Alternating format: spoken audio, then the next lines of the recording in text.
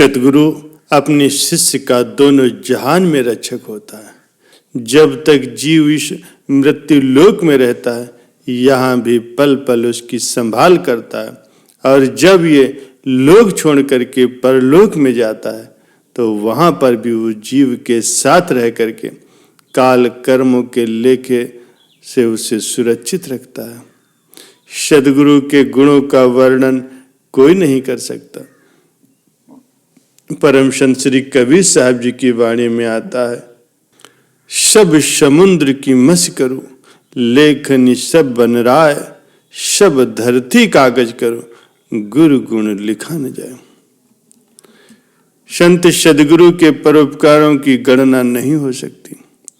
जो सद्गुरु जान ही बख्श दे, मुर्दे को जिंदा कर दें, जो 84 के कैद खानों में बंदी रूहों को अपने रहमो करम से मुक्त कर दें और जीव को निज घर पहुंचा दें, क्या इससे बड़ा कोई परोपकार हो सकता है? बेशक इस दुनिया में अनेक परोपकारी इंसान हैं जो अपनी सामर्थ्य के अनुसार परोपकार करते हैं। जैसे एक कैद खाने में बंद कैदियों को कोई गर्मी के मौसम में ठंडा शरबत पिला देता, या कोई अच्छे अच्छे खाने बना करके खिला देता है, या कोई सर्दी के मौसम में गर्म कपड़े पहना देता है। जाहिर है कैदियों की भूख प्यास कुछ देर के लिए तो दूर हो जाती है, कुछ समय के लिए सर्दी से बचाव हो जाता है। इन परोपकारों के होते हुए भी कैदी तो कैद में ही रहते हैं।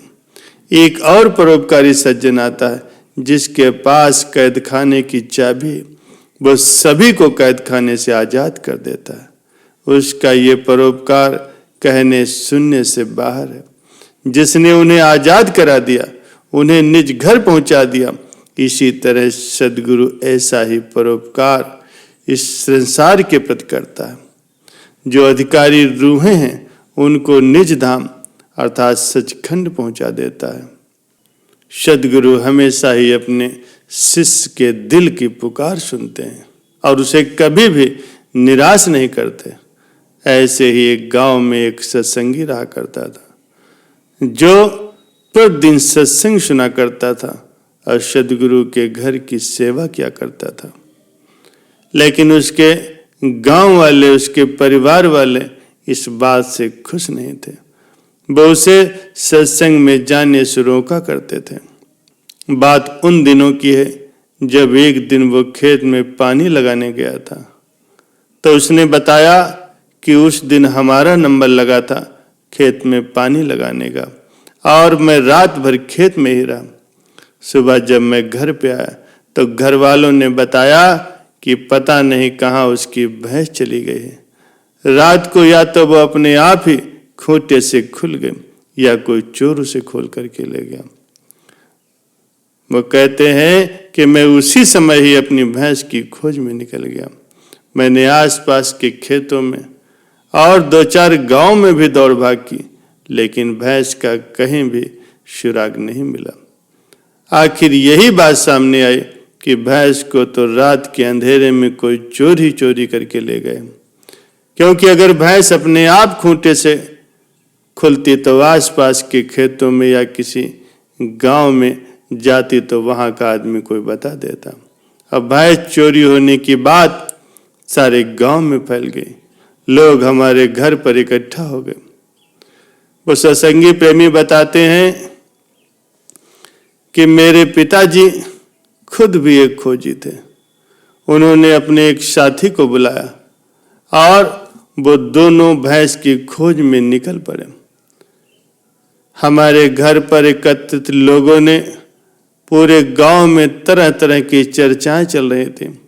कोई भैंस चोरी होने की बात कह रहा था तो कोई मेरे सत्संग में जाने पर मुझे भला बुरा कह रहा था। उनमें से एक आदमी थोड़ा मेरे नजदीक आकर के कहने लगा, अरे भाई, तुम तो रोज सत्संग में जाते हो, तुम तो गुरु की भक्ति करते हो, गुरु की सेवा करते हो, अपने गुरु से ही कहो ना कि वो तुम्हारी भैंस ढूंढ दे। इस प्रकार की तरह तरह की बातें, यानी जितने मोहतनी बातें मेरे कान पक गए, उनके ताने सुन सुन करके भैंस खो जाने का मुझे इतना दुख नहीं था जितना उन लोगों के द्वारा मेरे सत्संग में जाने पर, मेरे गुरु की सेवा करने पर उनके दिए गए तानों को सुनकर के हो रहा था। बाथरूम जाने के बहाने उन लोगों की भीड़ से मैंने अपने आप को अलग किया और एकांत में जाकर के मैंने सद्गुरु के पवित्र चरणों में बड़े ही दुखी मन से अर्ज की कि हे दया के सागर, हे समर्थ सद्गुरु जी, आपकी महिमा आप ही जाने। और ये मेरे गांव के ईर्ष्यालु लोग मुझे सत्संग में जाने पर आपके नाम पर ऐसे ताने देते हैं, ऐसे उल्टे सीधे शब्द कहते हैं कि मेरे से सहन नहीं होता। हे दयालु दातार, आप ही रहमत बख्शो, आप मेरी भैंस को ढूंढ करके दो। आप ही इन सब का मुंह बंद कर सकते हो, वरना ये लोग ताने दे दे करके मेरा जीना हराम कर देंगे। मेरे अंतर हृदय से बार बार यही विनती निकल रही थी। साथ ही साथ पूरे जोर शोर से सुमिरन चल रहा था। अभी थोड़ी ही देर हुई थी कि अंतर्यामी सद्गुरु ने मुझे मेरे अंदर ही ख्याल दिया, जिसमें मुझे आदेश फरमाया कि बेटा तू एक व्यापारी बन जा और अपने पास के ही शहर में जा करके भैंसों को खरीदने के बहाने ऊंची आवाज में बोलना कि क्या किसी को भैंस बेचनी है, और वो तेरी भैंस तेरी आवाज सुनकर के बोल पड़ेगी, तब तो अपनी भैंस को पहचान लेना। उधर मेरे पिताजी और उनके एक साथी भी उस भैंस का पीछा करते हुए अब शहर तक पहुंच गए थे।